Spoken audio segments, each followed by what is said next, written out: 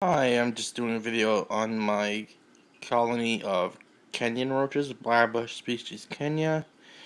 Um, Someone requested they were interested in the species, so I figured I'd do a video of my colony, show them kind of example of how mine's set up. This is pretty small, pretty cheap, like a dollar store container. Just has locking lids on the side. I think it was $1. No, I don't have any ventilation in it, and I don't need it. Keeps it pretty moist and a little humid. Dish of water gel. I feed them carrots. This one's almost done, so I'll have to throw new ones in there. I usually throw 2 or 3 carrots about a week, and it takes them probably about the whole week to go finish them off. You can see lots of bark for cover. They like to stay underneath the bark. Here, I'll show you. Look, they're all over there, all underneath. They're fairly quick, but I mean, as long as I don't mess with them, there's no really. I mean, I don't climb out. The males can climb, the females cannot. They're a live-bearing species. My room's probably in the 70s. If I shut my fan off, it usually gets even closer to 80.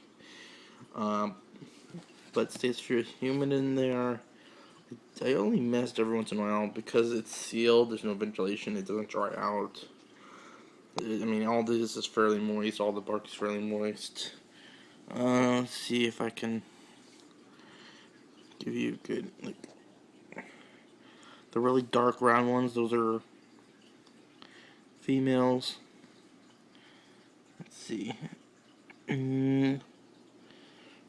That one right there, right in the middle, it's like that lightest beige color. And that's an immature nymph. They're tan, and you'll know they'll still be tan. They'll start to brown up, and then eventually at the final molt they get like a solid. You can see it there. It's like a very solid black color. Let's see if I can find some males. My colony's fairly female heavy. I'm starting to get more males recently. Some nymphs, some bigger nymphs. Let's see. Female. Yeah. Males tend to just kind of be random. What they do is the cocoa fiber. It's fairly soft. It's moist. They'll dig down and bury. The females will bury themselves, and then they'll. Let's see. Here we go. So you can see it.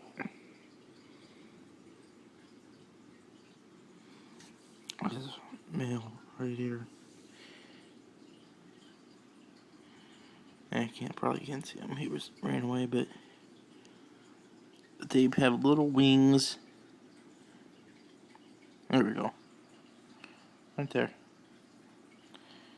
That is a male, and there's actually a female right next to it. Or something. It's hard to tell, but they're almost like two-toned brown. The males are two-toned brown. That's kind of another way you can kind of tell them. It's because their wings are one color and their body is another. Their wings are like black. Let's see. Oh, there's like an immature male in there. Sorry. So the females will go to the bottom of here and make like little chambers, and they'll stay buried, and then they'll have the babies.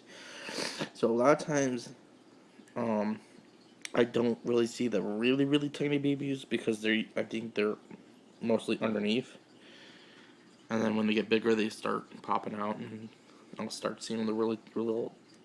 They're obviously easy to tell because they're really really like a light tan color. So, I started off with, let's see, started off with 100 or so nymphs. I think I got them off of Kyle Kenyan off of Roach Crossing. Great guy. Recommend his business. There's tons and tons of different species. He also keeps a lot of isopods. beetles, a few beetle species, darkling beetle species. Let's see. Yeah, that's it. Sorry. I wasn't trying to escape. I do keep a little bit of a barrier, but I really don't need it. I mean, I don't find them in there. And here we go. There's a little, see right there in the corner, that's a really tiny little baby. They only get about an inch. I mean, occasionally I see a female, pretty big female, a little over an inch, but they usually stay around an inch. Great for feeding. I feed them to my tarantula slings, and my mantis loves them. My mantis puli. Let's see. Definitely recurring. They're very uncommon in the trade right now. Usually, like other people I've seen that do sell them, you only get like maybe 6, 7 nymphs. Usually it's around over $10. But Kyle, I think he sells 30. Let me think. He sells like 30 nymphs for, I don't know, it's over $10. And I know every time I did buy these off of him, he usually threw like a few adults in. There's like a male or a female, something mixed in. I mean, since they're really small, it's definitely hard to culture them because they want to move. Usually takes a little effort on my part to get them out when I want to feed. I'll have to figure out a kind of a little way to do that, but in the future when I do eventually start selling some of these. So that's it. It's pretty easy. Oh, sorry. I do have Armadillo vulgars in here. There's one right there.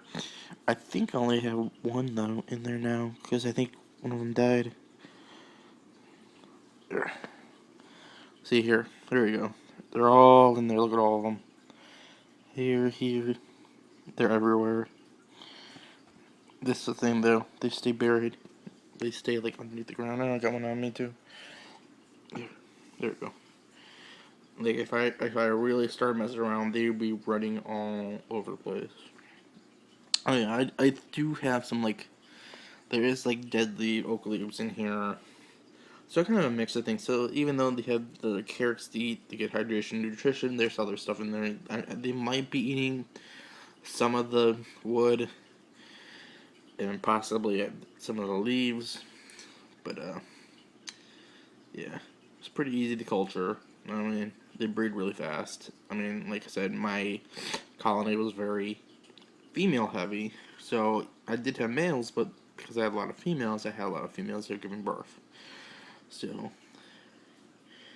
there you go. There's a female right there. All right, bye.